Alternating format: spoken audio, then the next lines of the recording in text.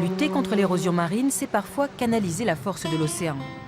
Dans des zones plus habitées, il s'agit de créer des défenses pour protéger des espaces et des intérêts économiques, touristiques ou patrimoniaux.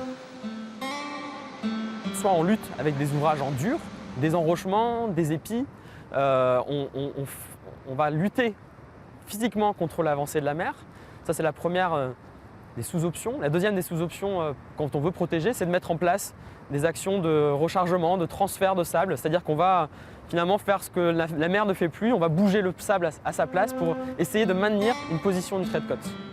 Errer ensablé par milliers de camions tout au long des tempêtes successives. Et encore au printemps, avant l'arrivée des estivants. Parfois, il faut intervenir dans l'urgence.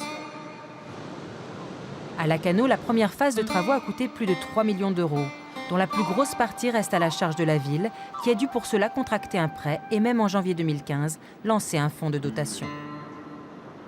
À Cap-Breton, depuis 2007, on a cherché à recréer les mouvements du sable. On a mis en place, dans les années 2000, ce qu'on appelle un bypass hydraulique.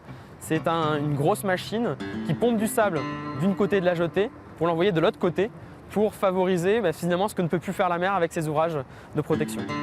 Mais chaque zone à protéger a ses caractéristiques et ses contraintes. Tout renforcement a aussi son coût et ses conséquences.